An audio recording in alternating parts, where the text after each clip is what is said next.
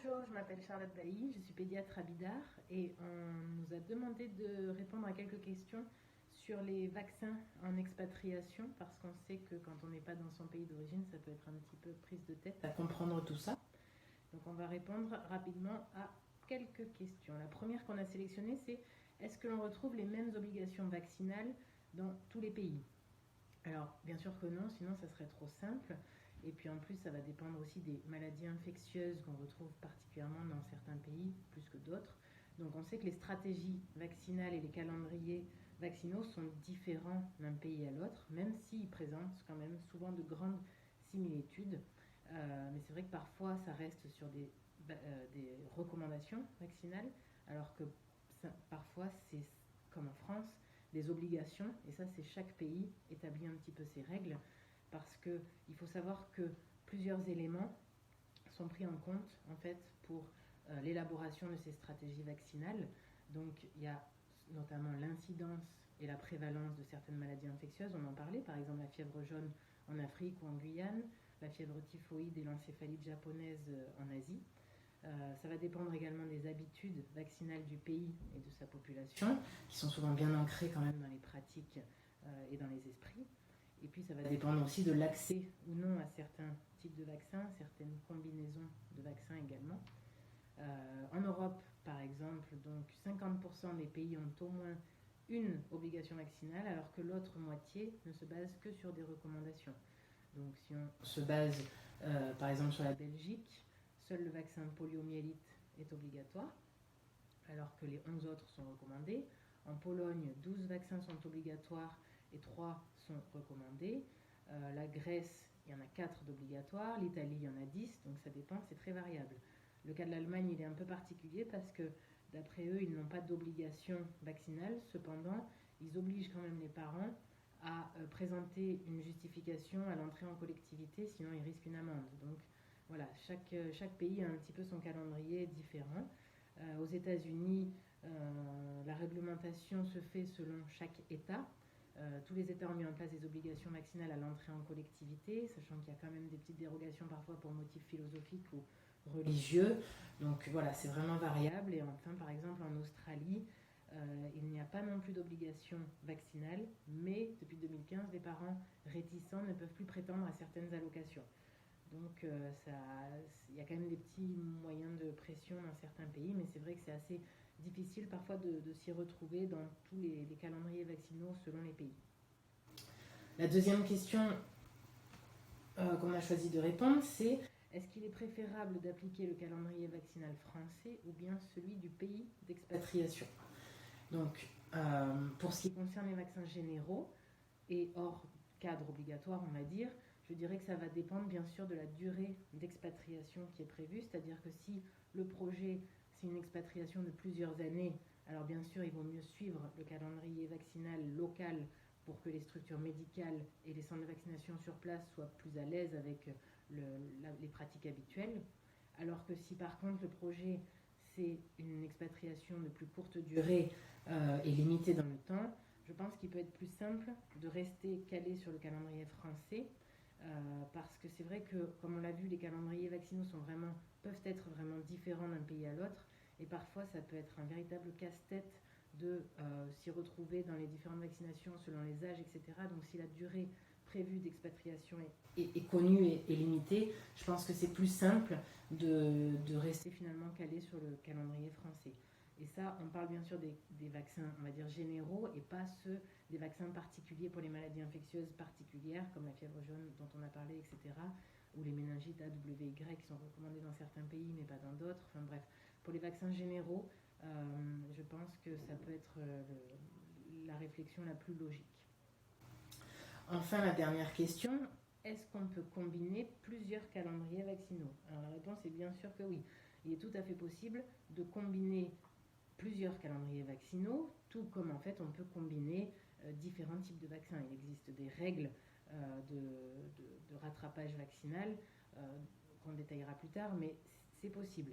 Cette situation d'ailleurs elle nous arrive souvent en consultation au cabinet, parce que quand on se retrouve face à des familles qui rentrent d'expatriation, qui rentrent de l'étranger avec des enfants qui ont eu un certain calendrier vaccinal, jusqu'à un certain point, le calendrier s'est arrêté, puis hop, il faut passer sur le calendrier français, il faut tout mettre à jour. Donc, il faut prendre le temps à ce moment-là d'analyser la situation et plusieurs éléments en particulier. Il faut bien regarder l'âge de l'enfant, le pays de provenance, le calendrier vaccinal et les types de vaccins, la chronologie des vaccins déjà effectués et bien sûr les risques infectieux particuliers qui ont été rencontrés lors de l'expatriation. Ensuite, il faut comparer les deux calendriers vaccinaux, celui du pays d'expatriation et celui de la France, et il faut repérer les vaccins qui manquent, les rappels manquants, etc. Ensuite, on organise la mise à jour de ce calendrier vaccinal qui va suivre donc des règles bien précises dont je parlais juste avant, qui sont les règles de rattrapage vaccinal, c'est-à-dire qu'il existe un nombre précis d'injections nécessaires à chaque maladie et à chaque âge d'enfant, la possibilité ensuite d'injection simultanée de plusieurs vaccins selon les types, etc., et un délai minimal de plusieurs mois entre une primo-vaccination et une dose de rappel. Et cette analyse, elle prend souvent du temps. Donc, ce que je fais, moi, c'est que je prends le carnet de santé déjà réalisé, je le garde de côté et je l'analyse à tête reposée, parce que ça peut être un casse-tête de tout réorganiser en combinant, mais tout ça pour dire que c'est quand même possible. Avec de la concentration, on s'en sort toujours et on arrive à combiner ces différents vaccins. Alors, on continue les questions sur les vaccins en expatriation. Donc, prochaine question, existe-t-il les mêmes vaccins partout dans le monde? Les vaccins ont-ils des noms différents? Alors, bien sûr, ça serait encore une fois trop simple que les labos et les marques se soient uniformisés. Donc, bien sûr, il existe des vaccins différents, des noms de marques, que ce soit donc des noms ou même en composition, les vaccins vont être différents selon les régions du monde, qui ne facilite pas toujours notre compréhension. Je pense par exemple à une différence qui est assez importante, puisque il y a le nom DTP, le nom d'un vaccin DTP par exemple, en français ça signifie diphtérie, tétanos, poliomyélite. Alors que dans les pays anglo-saxons, le P du DTP va signifier pertussis, pour Bordetella pertussis, la bactérie qui est responsable de la coqueluche. Donc c'est quand même assez différent, puisque pour un même nom, on a trois maladies prévenues différentes. Donc, le plus simple, de toute façon, dès qu'on a un doute, c'est toujours de parler en termes de maladie à prévention vaccinale et non en termes de nom de vaccin. Donc, on regarde vraiment ce que contient le vaccin. Un autre exemple auquel je pense, c'est le vaccin quadrivalent, le rougeole, oreillon, rubéole, varicelle, qui existe dans pas mal de pays dans le monde, mais qui n'existe pas en France. D'ailleurs, la varicelle, c'est important de bien analyser la situation de la vaccination varicelle, puisque justement cette vaccination est recommandée dans beaucoup de pays d'expatriation. Donc on a des enfants parfois qui arrivent avec une dose de varicelle, mais donc c'est pas recommandé en France, le vaccin varicelle. Mais quand il y a eu une dose qui a été faite en pays d'expatriation, et que la famille revient en France, il est très important de mettre à jour la vaccination complète, donc d'ajouter une deuxième dose vaccinale contre la varicelle, parce que sinon on sait que ça peut, si le schéma vaccinal n'est pas complet, ça peut décaler l'âge d'apparition et faire une petite varicelle à l'âge adulte, et on sait très bien qu'à l'âge adulte, les maladies infantiles comme la varicelle sont bien plus méchantes et ont plus de complications souvent. Donc c'est dommage d'avoir commencé un schéma vaccinal à l'étranger et de ne pas le finir, surtout sur la varicelle. Donc ça, c'est vrai qu'on y fait particulièrement attention quand on a des familles qui rentrent d'expatriation avec des enfants vaccinés varicelle. Prochaine question. Comment donc se renseigner sur les différents types de vaccins selon les pays d'expatriation? Donc en Europe, en fait, c'est vrai que ça peut être particulièrement prise de tête de s'y retrouver dans tous ces calendriers vaccinaux, entre les recommandés, les obligatoires, et de voir un petit peu comment faire. En fait, il y a le Centre européen des maladies transmissibles qui a mis en place, on va vous mettre un petit lien je pense, qui a mis en place en fait sur son site internet un outil qui peut comparer les calendriers vaccinaux entre différents pays. Donc c'est assez pratique, même nous en tant que médecins on s'en sert. Sinon, bien sûr, il y a le site de l'Institut Pasteur